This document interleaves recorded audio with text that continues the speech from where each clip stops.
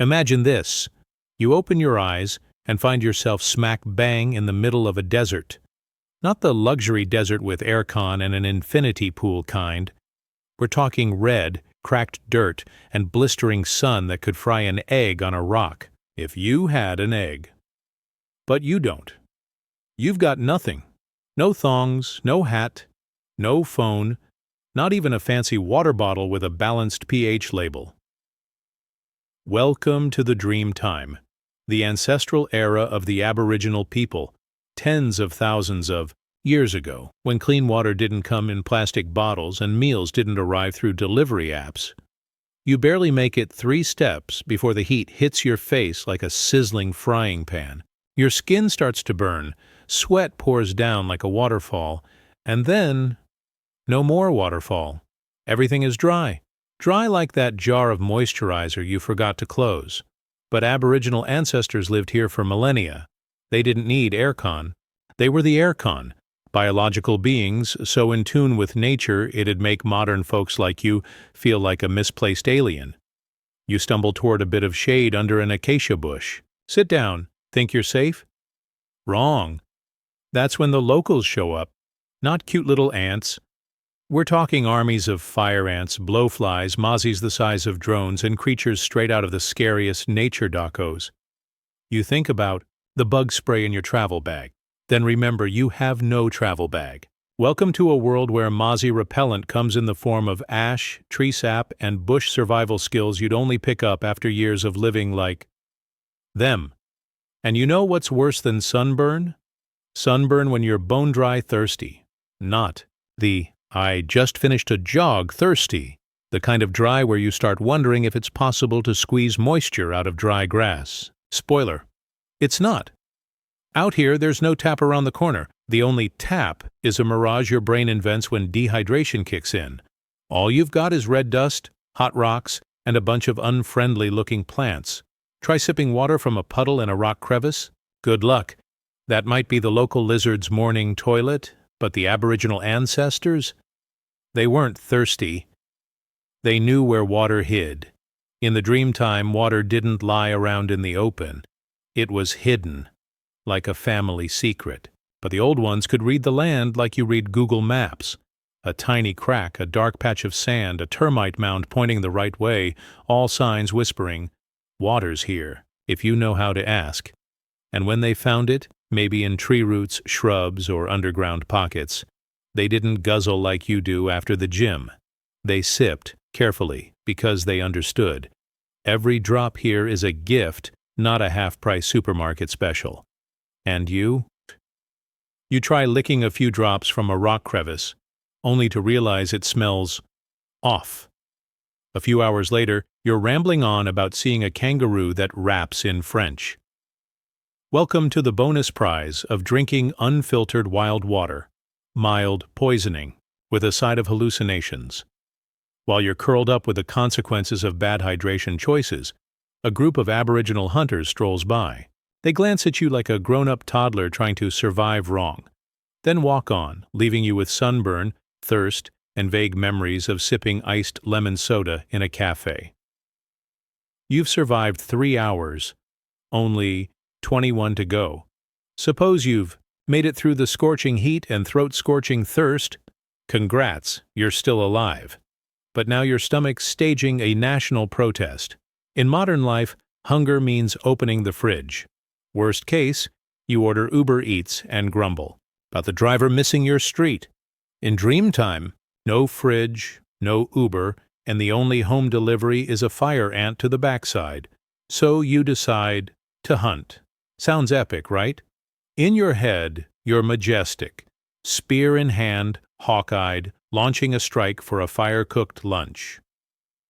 Reality? You grab a stick, charge into the bush like you mean business, and are met by a desert mouse speeding off like a motorbike, with emus laughing in the distance.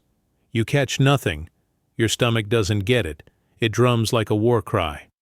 Meanwhile, an Aboriginal elder watching this would probably laugh quietly. For them, hunting isn't sport. It's art. Every footprint, every snapped twig, a clue. They don't chase like in action flicks. They wait, watch, blend into the land. Sometimes they become animals. Someone might wade through mud, mimic bird calls, slither across the ground like a desert ninja. These skills, built from childhood, not something you pick up after 2 David Attenborough episodes, and if they didn't catch anything, no stress.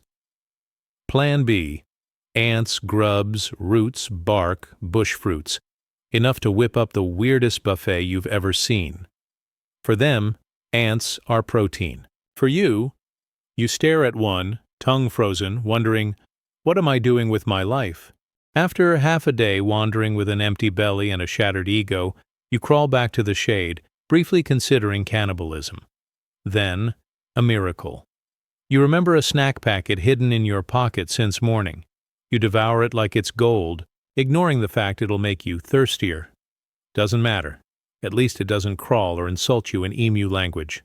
Now, you've got 16 hours to survive. Your stomach's calmed. But do you hear that breeze? That's not just wind. That's Dreamtime nightfall. And no, it's not pleasantly cool, like a Hobart evening. Congratulations! You've survived searing heat, throat-blistering thirst, and hunger that made ants look tasty. But don't relax yet. Sunset means Dreamtime enters hard mode. If daytime is a massive oven, then night in the desert is a freezer so cold you'll regret not packing your mom's puffer jacket. You sit, shivering, asking why the temperature's dropping faster than your bank balance after rent day. Truth is, desert sand doesn't hold heat well, so when the sun dips, warmth bails fast. Your lips crack, fingers freeze, and breathing feels like inhaling razor blades. Now you miss that oversized doona back home. The ancient Aboriginals? They're not whinging. They understand the land's rhythm. Before dark, they'd already lit fires, not just for warmth, but to keep away spirits, predators, and mozzies. Yes, mozzies are public enemy number 1, even when you're an ice block. They collect dry wood all day, burn small fires around their camp, sometimes sleeping right on warm ash. Not fancy, but way safer and toastier than cowering in fear. You're next to the campfire you built earlier. Now just smoke and a single dying coal that wheezes like bad Wi-Fi. You try to relight it and realize you're out of wood. And then you hear it. Not car horns, not TikTok songs, but soft footfalls in the sand, crisp leaves crunching, and a whoosh that might not be the wind. You spring up. The bushes. Rustle? Something just passed? Or was it your imagination? You freeze. Ears tight like guitar strings. In Dreamtime, night isn't for sleeping. It's for ancestral spirits, ancient creatures, and stories more alive than anything in daylight. Aboriginal people don't fear night. They respect it. They believe if you listen close, you'll hear the ancestors' stories riding on the wind. But you? You're just hearing your stomach growling and your heart pounding like a festival drum. You climb onto a rock, not to stargaze, but to escape whatever's scratching the bush below. From up there, you look at the sky, and for the first time today, you feel small and awestruck. The Dreamtime sky at night is unlike anything you've ever known. No pollution, no artificial lights, just millions of brilliant stars stretching out like a divine map. Amudreaming.com +1 WASP +1 Aboriginal people have their own star systems, not just for navigation, but for storytelling. The Emu constellation isn't a cluster of bright stars. It's the dark space between them. Stories of the mother emu and the rainbow serpent reside up there, in the sky, without paper or books. And you? You look up, lips dry, body cold, heart racing, and think, I should have stayed home with instant noodles. Yet trembling, you're surviving. The only thing keeping you awake now is fear and a hint of curiosity. You're unsure if you'll make it till dawn. But one thing's certain, the Dreamtime night isn't for the faint-hearted. You thought enduring the heat, hunger, thirst, and cold was enough? Sorry, but Dreamtime doesn't offer economy-class survival tickets. No, there's one more challenge. The wild. No Google Maps, no anti-venom, no rescue calls. You're huddled, trying to keep your stomach from growling like an orchestra. Suddenly you hear a rustle, and then something swift brushes past your foot. You jump up, tossing aside the dry leaf you were lying on as if it were a ticking bomb. That creature? An eastern brown snake, one of the world's most venomous. 1.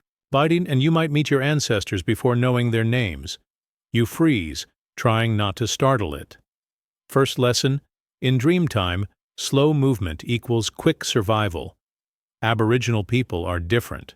They know every track, every snake habit. They know snakes bask on rocks in the morning, hide in shade at noon, and hunt at night.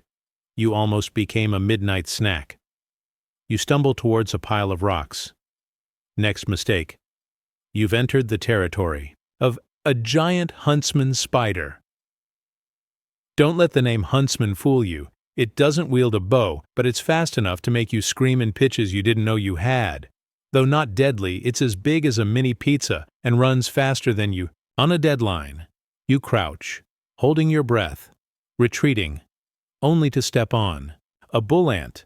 It won't kill you, but it'll bite with pincers like pliers and inject venom that feels like an electric shock.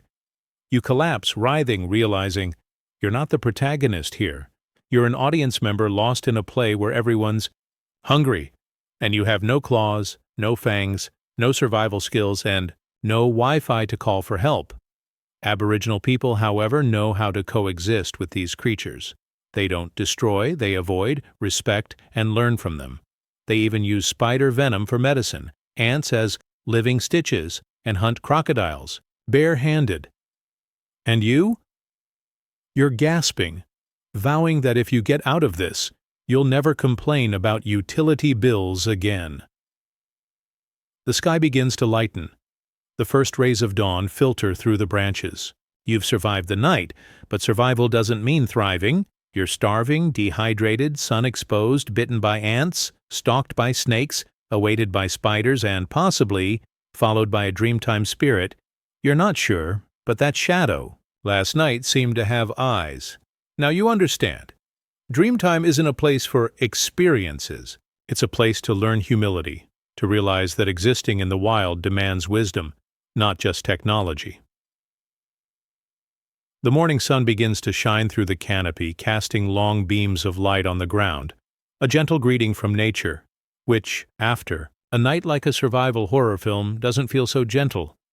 You clamber up, covered in dust, itchy from insects, sore from falls, and so hungry you hallucinate a talking pizza. One cheek still bears a bull ant mark, your hair's a bird's nest, and your breathable activewear now reeks of nature enough to be a biological weapon. But amid that chaos, you realize the strangest thing. You're still alive. No sunscreen, no GPS, no phone, no bottled water. Just you and nature. Or rather, nature squeezing you without killing you.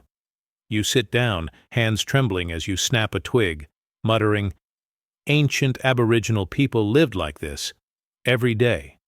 And then it starts to sink in. Not just survival, but a different kind of wisdom. They didn't endure nature. They understood it, lived with it, passed it down through Dreamtime stories. Those legends aren't bedtime tales for kids.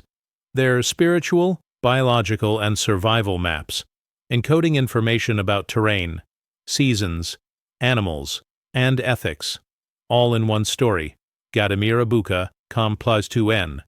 Wikipedia.org +2n. Wikipedia.org +. 2. You recall, yesterday, when you panicked thinking the snake would attack, Aboriginal people, they'd stop, observe tracks, predict the snake's path, know when to avoid, when to pass. Without Google. Wasp, you drank from the wrong spot, nearly dying of diarrhea in the bushes. They know which branches yield clean water. You ate the wrong seeds. They know how to roast, soak, or grind to eliminate toxins. You built a fire the wrong way, smoke in your face.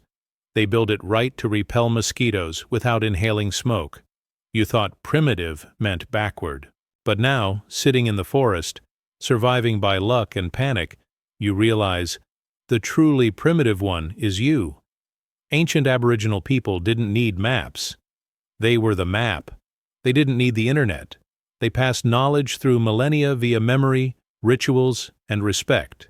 While you can't even remember your email password without autofill, you begin to understand why this culture has survived over 65,000 years in an environment you couldn't last 24 hours in.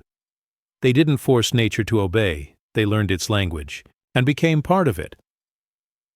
You look up at the sky, take a deep breath, the fresh air mingling with the burnt smell from last night's fire. A quiet feeling washes over, not fear, not pride, but humility. Now you know. No need for modern technology, no need for luxury. What you need to survive and live meaningfully is understanding and respect for the world around you. You no longer see nature as an enemy, but as a teacher. Harsh, but sincere. And then you silently thank the Aboriginal people, those who never wrote survival guides but crafted an entire culture through footsteps, memories, and ancient legends. Because of them, you survived 24 hours. Because of them, you understand that sometimes being thrown out of your comfort zone is the quickest way to rediscover profound wisdom. So, would you return to Dreamtime? Or have you learned what you needed and brought it back to your world?